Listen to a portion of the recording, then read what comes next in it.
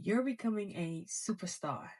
God is reminding you that visibility was always part of the seed, but now He is purifying what visibility means. You were called to shine, but not for ego. You were called to be visible, but not for validation. You were called to carry light, but the light had to be consecrated first. In 2013, I wrote down words that had been spoken prophetically over my life at the time, and it was becoming a superstar. At the time, I did not fully understand what I was writing. I was not documenting a dream I had created for myself, but rather recording a word that had been spoken over me. But now I realize God may have been showing me that visibility was part of the seed. The word had to mature. My understanding had to mature as well. And the platform had to become purpose.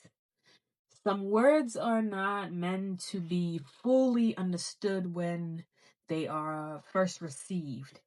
They're early language for the assignment. So the word is not go chase fame. But the word is God is redeeming the desire to be seen and turning it into surrendered visibility.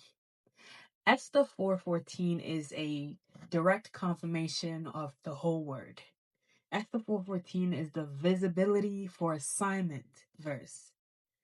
Mordecai tells Esther that her position, her access, her beauty, her favor, and visibility were not random. She was not brought into the palace just to be seen. She was positioned to intercede, to speak, and move when the time came. For who knows whether you have come to the kingdom for such a time as this? Your desire is being brought into maturity.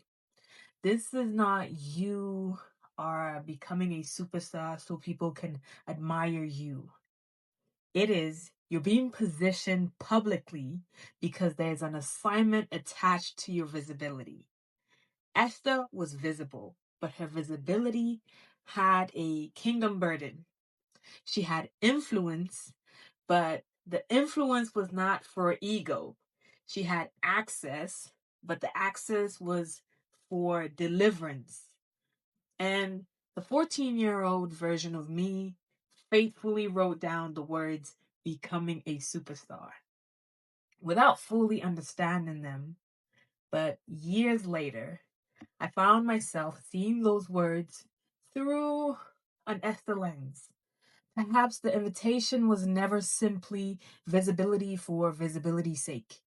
Perhaps it was always about being prepared to occupy a visible space with wisdom, with responsibility, and a willingness to use my voice when it would one day be needed. The message is really not about fame. The message is purposeful visibility.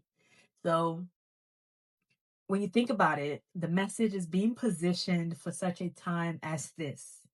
The message is God redeeming old dreams and revealing their assignments hidden inside them. The warning in Esther 4:14 is also very important here because silence is not always humility. Sometimes silence is fear disguised as modesty. Esther had to stop hiding in the palace and understand that the position came with responsibility. You thought you wanted to be a superstar, but what God was really forming was an Esther, a woman positioned, prepared, and called to use her visibility for deliverance, for healing, and for purpose.